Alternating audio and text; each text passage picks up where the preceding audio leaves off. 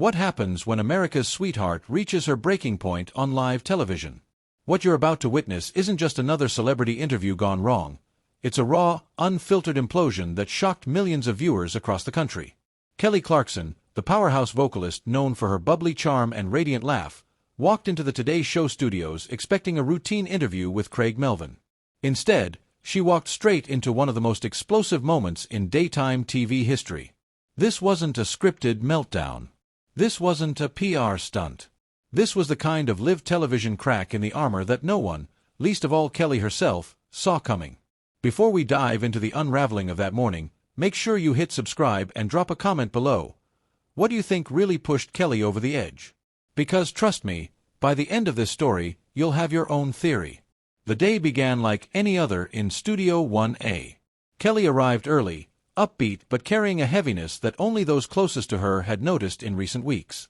The singer was there to promote her latest album, a project she'd poured her heart into after a grueling year of personal and professional upheavals. To the producers, it looked like just another Kelly Clarkson appearance. Light-hearted, fun, filled with music talk and laughter. Craig Melvin, known for his composed demeanor and direct interview style, had prepped a list of questions. On the surface, they seemed harmless. Updates on the album, her creative process, stories from her upcoming tour. But tucked into his notes were a few questions about recent rumors Kelly's team had quietly but firmly asked to avoid. The broadcast began with the usual fanfare. Craig smiled at the cameras and leaned in warmly. "Kelly, it's always such a pleasure to have you here. You look absolutely radiant today."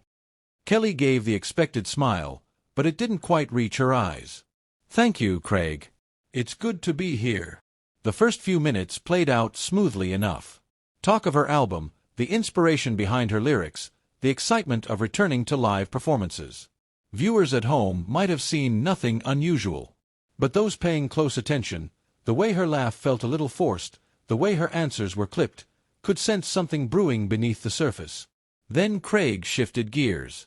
His smile tightened just slightly as he leaned forward. "Now, Kelly, I have to ask about something that's been making headlines. There have been reports about some pretty significant changes in your management team, and sources suggest there's been drama behind the scenes. Can you shed some light on what's really happening?" The studio air changed in an instant. Kelly's expression hardened, her practiced grin faltering. For just a flash, the camera caught something raw in her eyes. Anger, frustration, maybe even hurt. She took a deep breath, clearly wrestling to keep her composure. "Craig, I think there might be some confusion about what you're referring to. My team and I are doing great, and I'd really prefer to focus on the music today." It was a graceful dodge, but Craig wasn't letting it go. Whether he was chasing a bigger story or simply sticking to his notes, he pressed forward. "I understand wanting to keep things positive. But these reports are coming from reliable sources. They're saying there were heated arguments over creative control. That you've been difficult to work with lately. Is there any truth to that?" The word difficult hit Kelly like a slap. For years, she'd battled that very label in an industry quick to brand strong women as hard to handle. She had fought tooth and nail to prove herself professional, collaborative, and above all, human. Her voice sharpened, just slightly. "Difficult? Craig, you might want to double-check your sources. I've been in this business over 20 years, and I've never had issues working with people who respect me as an artist." The tension in the room was now undeniable. A nervous laugh rippled from somewhere off camera, but Craig pushed again, unflinching. "These aren't gossip blogs, Kelly. Industry insiders are saying you've been making unreasonable demands. That several people have even quit your team recently because they couldn't handle working with you anymore." The studio went still. No coughs, no whispers, just the steady hum of equipment. Kelly stared at Craig, her jaw tight, her hands gripping the arms of her chair as though to steady herself against an unseen storm. When she finally spoke, her voice was barely above a whisper but carried more weight than if she'd shouted. "I need you to stop right there, Craig." The silence that followed was deafening. Millions of viewers leaned closer to their screens. Everyone in the studio froze, unsure whether to cut to commercial or let the moment unfold. Because in that instant, Kelly Clarkson, the woman America adored for her resilience and warmth, wasn't just an entertainer. She was a human being at her breaking point, and nothing about what happened next would ever be forgotten. "I came here to talk about my music," Kelly began, her voice trembling with both restraint and fury, "not to defend myself against unnamed sources spreading lies about my character." The audience in the studio shifted uneasily in their seats, sensing the temperature of the conversation rising. But Craig Melvin pressed forward, his tone measured, almost clinical. "But Kelly, surely you can understand why our viewers are curious about these reports. You've built your brand on being relatable, authentic, down to earth. When stories surface that suggest otherwise, people want answers." That was the moment something inside Kelly snapped. The calm composure she'd clung to finally crumbled, and the raw emotion she had been suppressing surged forward like a tidal wave. "You want answers?" she shot back, her voice rising, her eyes burning with anger. "Here's an answer for you, Craig. Those unnamed sources you're so eager to quote? They're the same people who tried to control every single aspect of my career from the very beginning. The same people who told me I was too fat, too loud, too emotional, too much of everything they didn't want me to be. And now, because I finally have the courage to stand up for myself and for my artistic vision, suddenly I'm difficult?" The audience gasped audibly. Craig, clearly rattled, opened his mouth to interject, but Kelly wasn't finished. Her words poured out like a dam had burst. "Do you have any idea what it's like, Craig? To have every decision you make questioned? To live in an industry where if you're a woman with opinions, you're automatically labeled as impossible to work with? I have been nothing but professional for over 20 years. But apparently, professionalism doesn't matter when someone wants to manufacture drama out of thin air." The tension in the studio was electric. Camera operators exchanged looks, the crew whispered nervously at the edges of the set. Craig's confident demeanor faltered as sweat formed on his forehead under the unforgiving studio lights. Still, he tried to reel it back in, his tone shifting into something softer, but also edged with condescension. "Kelly, I think maybe you're overreacting a little bit here. These are just questions. Questions our audience wants answered. No one is attacking you personally." The word overreacting was like gasoline on a raging fire. Kelly's eyes flashed dangerously. She leaned forward, her voice dropping into a sharp, icy whisper that carried more weight than any shout. "Overreacting," she repeated slowly. "Craig, let me tell you what overreacting looks like. Overreacting would be me storming off this set right now, refusing to ever do another interview with this network again. That would be overreacting. What I'm doing right now is trying to educate you, educate everyone, on how harmful this kind of so-called journalism is to women in this industry." The audience was dead silent, hanging on every word. But Craig, perhaps out of stubbornness, or maybe hearing his producer urging him on through the earpiece, didn't back down. He leaned in, his tone carefully measured but tinged with defensiveness. "Kelly, I appreciate your passion. But these stories are out there, whether we discuss them or not. Wouldn't it be better to address them head-on rather than getting defensive?" Kelly's jaw dropped slightly in disbelief. Her voice cracked with raw frustration as she fired back. "Defensive? Do you hear yourself right now? You ambush me on live television with gossip and rumors, and when I defend my reputation, suddenly I'm being defensive? You don't see the problem in that." The cameras zoomed in tighter, capturing every flicker of pain, every ounce of fury etched across her face. This was unfiltered emotion, television gold for producers, but a personal nightmare unfolding in real time for Kelly Clarkson. Craig, sensing he was losing control, tried another tack, softening his voice. "Look, Kelly, I can see this is really bothering you, and that was never my intention. But as journalists, we do have a responsibility to ask the tough questions." Kelly stood abruptly, her chair rolling back with a loud scrape against the studio floor. Gasps rippled through the audience. "Tough questions," she repeated, her voice trembling with indignation. "A tough question would be asking me how my songwriting process has evolved, or what it's like balancing motherhood with touring. That's what tough looks like. What you're doing isn't tough, it's lazy. It's repeating unverified gossip and trying to make me look bad on national television." Every eye in the studio was locked on her now. Several crew members had stopped working entirely, transfixed by the confrontation playing out before them. The director frantically signaled Craig to wrap, but it was far too late. "Kelly, please," Craig said, his voice betraying a hint of desperation. "Sit down, let's have a productive conversation." Kelly laughed sharply, a sound devoid of humor. She leaned across the desk, her eyes locked on Craig's. "Productive? Craig, you want productive? Let me be productive for you. Let me tell you exactly what those so-called sources of yours left out of their little stories." And with that, the air inside the studio turned electric again. Viewers at home leaned closer to their screens, knowing they were about to hear something raw, something real, something daytime television was never prepared to handle. "Yes, I've made changes to my team recently. Yes, I've had disagreements with people." Kelly's voice was firm now, unwavering, and for the first time since the interview began, there was no trace of her trademark warmth. She leaned forward, her eyes fixed on Craig. "But do you know why?" She didn't give him a chance to answer. "Because for the first time in my career, I finally have the power and success to stand up for myself. Because I'm tired of being told my ideas aren't good enough, that my instincts are wrong, that I should just smile, sing the songs, and do whatever the men in suits tell me to do. And apparently, the moment I push back, the moment I dare to say no, suddenly that makes me difficult." Craig shifted uneasily in his seat. The carefully scripted interview had long since unraveled, and now he was visibly struggling to figure out how to reel it back in. "Kelly, I think you're misunderstanding the intent behind these questions," he began cautiously, his voice pitched low, almost pleading. "No, Craig," she shot back, her voice sharp as glass. "I understand perfectly. You brought me here under the pretense of discussing my music, my new album, something I've poured my heart into. And then you blindsided me with tabloid garbage. Don't act like this was an accident. You thought you could get me to break down, give you some dramatic sound bites for your show. That's what this is about." The accusation hung in the air, heavy and suffocating. For a moment, it seemed like even the cameras themselves paused.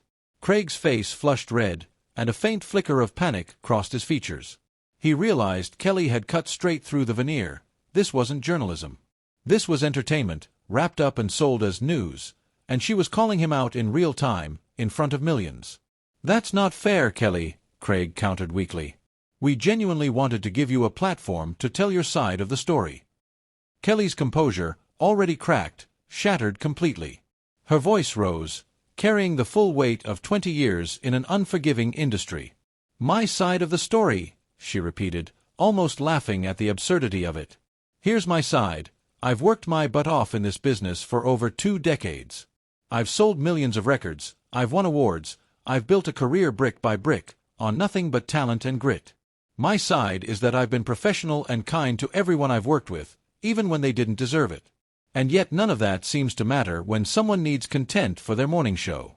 Suddenly, it's more interesting to paint me as some kind of diva than to celebrate what I've actually accomplished."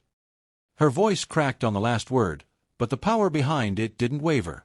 The audience sat frozen, the studio crew exchanging uncertain glances, no one daring to move. Craig tried again, his tone now teetering between desperation and damage control. "Kelly, I think there's been a misunderstanding here. Why don't we reset, start over, and focus on your new album?" But Kelly was done. She reached down, grabbed her purse from beside her chair, and stood. The movement was deliberate, final. She turned to the camera, her expression steely but calm now, a quiet strength replacing the earlier fury. "You want to start over?" "No, Craig. I'm not starting over. I'm finishing this conversation, on my terms." The studio felt like it was holding its breath. Kelly looked directly into the lens, speaking not just to Craig, not just to the studio audience, but to everyone watching at home. To everyone sitting on their couch right now, remember this moment. Remember what it looks like when someone tries to tear down a woman who has worked tirelessly to build something meaningful. Remember what it looks like when the truth is twisted into headlines, and when standing up for yourself is spun as being difficult. Craig's professional mask was slipping fast. His jaw was tight, his hands clenched together on the desk, his producers shouting frantically into his earpiece. The director waved hand signals behind the cameras, but no one dared cut to commercial. This was live television history in the making, and nobody wanted to miss it. But Kelly wasn't finished. "I came here today excited, genuinely excited, to share my new music with people who might find joy in it. But instead of celebrating that, I got ambushed with gossip and lies designed to make me look small. And when I defended myself, I got labeled defensive. When I raised my voice, I got told I was overreacting. Sound familiar to anyone watching? Because it should. It happens every single day, to women everywhere." She turned back to Craig, her gaze piercing. "You want to know what's really difficult, Craig? It's not standing up for myself. It's not writing songs or being on tour. What's really difficult is sitting in this chair, on your show, trying to have a conversation with someone who clearly has no respect for me or my career. What's difficult is being polite while you try to tear down everything I've built, based on rumors from anonymous sources." Craig tried to speak, but his voice faltered. "Kelly, please, let's just take a breath." Kelly's response was immediate, fierce. "No, don't tell me to take a breath. I've been taking breaths for 20 years while people like you minimized my accomplishments, dismissed my voice, and reduced me to whatever narrative sold better. Well, I'm done taking breaths. I'm done being polite. And I am done pretending that this kind of ambush is okay." The silence that followed was deafening. Even the camera operators had stopped adjusting their equipment, their lenses locked squarely on Kelly as she stood, poised, furious, unflinching. This wasn't a meltdown. This wasn't a diva moment. This was a woman who had been pushed too far for too long, finally drawing the line, live on national television. Craig, visibly shaken, made one last, stumbling attempt to regain control. But the truth was clear to everyone watching. Control had shifted. Kelly Clarkson was no longer just the guest on this segment. She was the story. The studio lights burned hotter than usual, though no one could tell if it was the equipment or the rising tension that made the air feel suffocating. Kelly's patience had already been stretched thin, and Craig, oblivious to how far he'd pushed, leaned forward with a weak smile. "Kelly, I think maybe we should wrap this up," he said, trying to regain some control. Kelly's laugh was sharp, almost venomous. "Oh, we're definitely wrapping this up," she shot back, her voice dripping with sarcasm. "But not because you want to. We're wrapping this up because I have more self-respect than to sit here and let you continue this charade." The audience froze. The crew froze. Everyone knew this wasn't just another tense celebrity interview. It was something raw, unfiltered, and dangerous for live television. Kelly rose to her feet with a purpose that made the cameras instinctively tighten their frame. "You know what the real story is here, Craig," she continued, her voice rising with conviction. "The real story is that a successful woman stood up for herself when someone tried to tear her down with lies. The real story is that I refused to play along with your little game of making me look bad for ratings." Craig's face turned crimson. Sweat gathered on his forehead, his carefully rehearsed professionalism cracking under the weight of her fury. "Kelly, I never intended to make you look bad," he stammered. "These questions came from legitimate concerns." "Legitimate?" Kelly cut in, her laugh bitter, almost broken. "From who? Your anonymous sources who are too cowardly to put their names on their lies? Your producers who thought it would be fun to watch me squirm on national television?" The words hit like a thunderclap. Even the camera operators exchanged glances, because everyone in the studio knew she was right. This wasn't an honest interview. This had been designed as a trap, a spectacle to squeeze drama out of her reputation. "You thought what?" she snapped, taking a step toward him. "That I would just sit here and take it? Smile and nod while you repeated gossip about me? Be grateful for the chance to defend myself against garbage rumors, on your platform?" Her purse swung over her shoulder as she moved toward the edge of the set. "Well, here's a newsflash for you, Craig. I don't need your show. I don't need your platform. And I sure as hell don't need your permission to be successful." The cameras kept rolling. Every second of this meltdown was live, uncut, unfiltered, impossible to bury. The director's hand hovered over the switch to cut to commercial, but no one dared. They all knew they were witnessing television history. "Kelly, wait!" Craig called out desperately. He finally understood the gravity of what was happening. "Maybe we can reschedule. Do this again." She spun back, her eyes blazing like fire. "Reschedule? Do this again. Craig, do you honestly think I would ever come back here after this? Do you think I'd ever put myself in a position to be ambushed and humiliated by you again? I wasn't trying to humiliate you, Craig muttered, his voice weak. Then what were you trying to do? Kelly demanded. Because from where I'm standing, it looks like you invited me here specifically to embarrass me. It looks like you crafted questions designed to make me angry so you could capture the footage of me losing it. Her words sliced the air like a blade. The truth of it was undeniable. Everyone knew it, including Craig. And you know what the worst part is? Kelly's voice trembled, not with fear, but with betrayal. I actually liked you, Craig. I thought you were one of the good ones. I thought you cared about real conversations, not cheap controversy. Craig looked gutted, as if her disappointment had hit harder than all of her anger combined. Kelly, Save it, she cut him off coldly. I'm done listening to excuses. I'm done being polite. And I'm definitely done with this interview. Her heels clapped against the studio floor as she walked toward the exit, each step echoing like a gunshot in the stunned silence. Kelly, please. Craig pleaded one last time. Don't leave like this. Let's finish the conversation. She paused at the edge of the set, her back to him, then turned one final time. Her voice was calm now, but hard as steel. The conversation is finished, Craig. And so is my relationship with this network. Congratulations. You got your dramatic television. I hope it was worth it. And with that, she was gone. The door shut behind her, leaving Craig sitting alone with his microphone, the cameras still rolling, and the heavy silence of an entire crew who knew their show had just imploded. The broadcast ended not with applause, not with laughter, but with the haunting image of Craig's hollow stare and the empty chair where Kelly had sat moments before. So what do you think really pushed Kelly to her breaking point? Was she justified in walking away, or did she go too far? Let me know in the comments below, and don't forget to subscribe for more explosive stories like this one.